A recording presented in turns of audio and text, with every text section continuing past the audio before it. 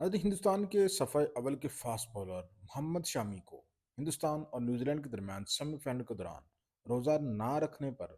کڑی تنقید کا نشانہ بنایا جا رہا ہے اور ہندوستان کے مسلمانوں نے ان کو قومی مجرم قرار دے دیا۔ جی ہاں، ہندوستان کے مسلمانوں کی سب سے بڑی نمائندہ جماعت آل انڈیا مسلم جماعت کے سربراہ مولانا شہاب الدین ناظرین کرام ان کے اوپر فتویٰ لگایا ہے اور ان کو انڈیا اور نیوزی لینڈ کے میچ کے دوران روزہ نہ رکھنے کی بنیاد پر مجرم قرار دے دیا گیا ہے۔ واضح رہے ناظرین کرام، ہندوستان اور نیوزی لینڈ کا سیمی فائنل ہو رہا تھا تو محمد شامی کو میچ کے دوران سر عام ڈرنک پیتے دیکھا گیا تھا، جس پر نہ صرف ان کو ہندوستان کے مسلمانوں کی جانب سے بلکہ پوری دنیا کے مسلمانوں کی جانب سے کڑی تنقید کا نشانہ بنایا گیا تھا، کیونکہ انہوں نے ناظرین کرام مذہب کے اوپر میچ کو جو ہے وہ اہمیت دی تھی، جو کہ ہمارا مذہب اس کی بالکل اجازت نہیں دیتا۔ روزہ کسی بھی حالت میں مسلمان جو ہے وہ نہیں چھوڑ سکتا، چاہے اس کو کتنا بھی مشکل کام ہی جو ہے وہ کیوں نہ کرتا ہو۔ لیکن ناظرین کرام، یہاں پہ یہ سوال پیدا ہوتا ہے کہ محمد شامی نے آخر کس بنیاد کے اوپر روزہ جو ہے اس کو چھوڑا اور میچ کو جو ہے وہ فوقیت دی؟ حالانکہ ناظرین کرام، جس موسم میں جو روزے چل رہے ہیں، یہ ٹھنڈا موسم چل رہا ہے، ابھی کو اتنی زیادہ گرمی بھی نہیں پڑ رہی، محمد شامی روزہ رکھ کر بھی ٹیم انڈیا کے لیے اسی طرح اپنی سروس دے سکتے تھے جس طرح سے وہ روزے کے بغیر دے رہے تھے۔ بہرحال ناظرین کرام، محمد شامی کے اس اقدام پر بعض لوگ جو ہیں یہ بھی کہہ رہے ہیں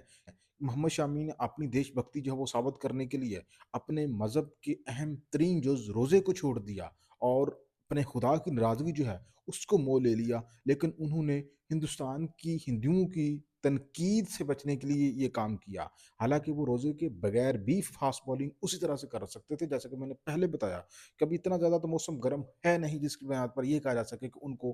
کولڈ ڈرنک کی ضرورت تھی۔ اور پھر ناظرین کرام، جو اہم ترین بات ہے کہ انہوں نے سر عام کولڈ ڈرنک پی۔ اگر وہ کولڈ ڈرنک پینا بھی چاہتے تھے تو ان کو چاہیے تھا کہ وہ کولڈ ڈرنک کسی پردے والی جگہ پہ بیٹھ کے پیتے تاکہ مسلمانوں کو توہین نہ ہوتی۔ تو ناظرین کرام، ان کے اس اقدام پر ان کے اوپر دنیا بھر کے مسلمان جو ہے وہ لعن طعن کر رہے ہیں اور تنقید کا نشانہ بنا رہے ہیں کہ انہوں نے مذہب کو پیچھے رکھا اور ہندوستان کو اور ہندوستان کے میچ کو انہوں نے ترجیح دی۔ لیکن ناظرین کرام، یہاں پہ کچھ لوگ یہ بھی سوچ رہے ہیں یہ سب کچھ کرنے کے باوجود جو محمد شامی ہیں ان کو آئندہ فیوچر میں اگر انہوں نے بری کارکردگی کا مظاہرہ کیا تو ان کو جو انہوں نے دیش بھکتی ثابت کرنے کی کوشش کی ہے، روزہ چھوڑ کر بھی مسلمانوں کی جو جذبات ہیں ان کو دھچکا پہنچا کر بھی جو انہوں نے ایک ہندوستان کے ساتھ ایک دیش بھکتی پیدا کرنے کی کوشش کی ہے، اس کو ان کو دھچکا لگ سکتا ہے جب ان کی پرفارمنس تھوڑی سی جب ہندوؤں کو پسند نہیں آئی تو، کیونکہ انہوں نے یہ سب کچھ کیا ہے کہ اگر وہ روزہ رکھیں گے میچ کے دوران تو ان کو ہندوستان کے لوگوں کی جانب سے تنقید کا نشانہ بنایا جائے گا کہ دیکھیں جی، میچ ہو رہا تھا ہندوستان اور نیوزی لینڈ کا اہم ترین ایونٹ تھا، چیمپئن ٹرافی کا اہم ترین میچ ہو رہا تھا، سیمی فائنل تھا، تو محمد شامی نے روزہ جو ہے وہ نہیں رکھا، جس کے بعد ان کی پرفارمنس جو ہے درست نہیں ہو سکی، تو اس بنا پر محمد شامی نے ناظرین کرام روزہ چھوڑ دیا۔ بہرحال محمد شامی کے دفاع جو ہے وہ کرنے کے لیے آگئے ہندوستان کے سابق اسپن بالر ہیں ہربھجن سنگھ۔ انہوں نے کہا کہ محمد شامی نے جو کچھ بھی کیا درست کیا، کیونکہ کھلاڑی جب میدان میں اترتا ہے تو اس کو انرجی کی ضرورت ہوتی ہے، اس کو پانی کی کمی کا اندیشہ ہوتا ہے، اور اگر وہ روزہ رکھ لیتے ان کی جو کارکردگی ہے وہ متاثر ہو سکتی تھی۔ بہرحال ناظرین کرام، آپ محمد شامی کے اس اقدام کے اوپر کیا کہنا چاہیں گے؟ اور ساتھ ساتھ کیا محمد شامی جو ہے وہ اب جو فائنل ہونے جا رہا ہے 9 مارچ کو ہندوستان اور نیوزی لینڈ کے درمیان، کیا اس دوران بھی محمد شامی دوبارہ سے اپنے مذہب کے اوپر ہندوستان کو اور میچ کو ترجیح دیں گے؟ لازمی کمنٹ سیکشن میں اپنی رائے کا اظہار کریں۔ Champion trophy 2025 final India versus New Zealand کا انٹرنیشنل کرکٹ اسٹیڈیم، کون بنے گا چیمپئن؟ ناظرین، اگر جائزہ لیا جائے دونوں ٹیموں کی جیت کا، انڈیا جو ہے وہ فیورٹ مانی جا رہی ہے۔ آج تو دونوں ٹیمیں متوازن اور ہر لحاظ سے مکمل نظر آ رہی ہیں، لیکن انڈیا کچھ وجوہات کی وجہ سے زیادہ فیورٹ مانا جا رہا ہے۔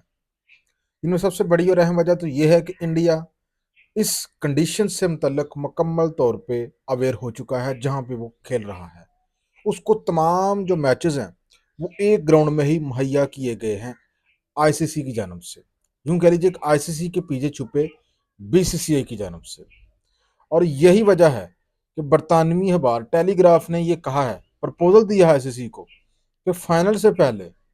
ٹاس کرنے کی بجائے ہندوستان سے پوچھ لیا جائے کہ اس نے بیٹنگ کرنی ہے یا فیلڈنگ۔ مطلب انڈائریکٹلی یہ کہا جا رہا ہے بین الاقوامی کرکٹ ایکسپرٹس کی جانب سے صرف پاکستان کی جانب سے نہیں، بین الاقوامی کرکٹ ایکسپرٹس کی جانب سے،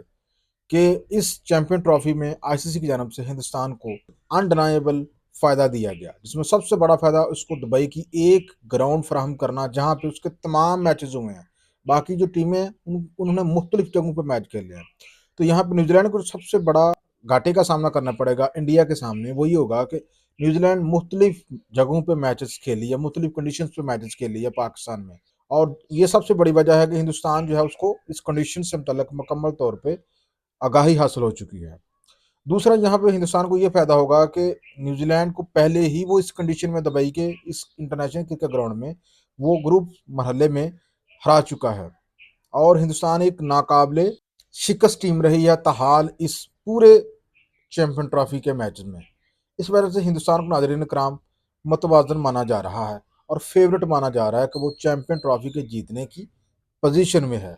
لیکن اگر ہم بات کریں نیوزی لینڈ کی، نیوزی لینڈ ہی ایک واحد ٹیم ہے جو ہندوستان کے اتنے مضبوط بیٹنگ اسکواڈ کو ٹف ٹائم دے سکتی ہے۔ آسٹریلیا جیسی ٹیم ہندوستان کے سامنے ڈھیر صابر ہوئی، پاکستان جیسی ٹیم ہندوستان کے سامنے ڈھیر ثابت ہوئی، تو اس لیے یہ کہا جا سکتا ہے کہ نیوزی لینڈ جس نے سیمی فائنل میں جنوبی افریقہ کو ناکو چنے چبوائے اور جنوبی افریقہ کو 363 رن کا ایک بڑا لکش دیا اور ایک ریکارڈ بھی بنایا کہ چیمپئن ٹرافی کے میچ میں اتنا بڑا ٹارگٹ دیا، تو اس کی وجہ سے نیوزی لینڈ کو کچھ جو ہے کھلاڑیوں کا مورال ضرور بلند ہوگا کہ وہ انہوں نے جنوبی افریقہ کو بڑے مارجن سے ہرایا ہے۔ تو یہاں پہ جو اہم ترین فائدہ ہوگا انڈیا کو وہ تو یہ ہوگا کہ ایڈوانٹیج ہوگا کنڈیشن سے متعلق، اور تسلسل کا فائدہ ہوگا کہ انڈیا مسلسل کے ساتھ جیت رہا ہے، جبکہ نیوزی لینڈ کے لیے سب سے بڑا چیلنج ہوگا کہ وہ ایک نئی کنڈیشن میں اپنے آپ کو کتنی جلدی ایڈجسٹ کرتا ہے۔ بہرحال ناظرین کرام، یہ جو سیمی فائنل ہے یہ بڑا کانٹے دار اور سنسنی خیز ہونے والا ہے،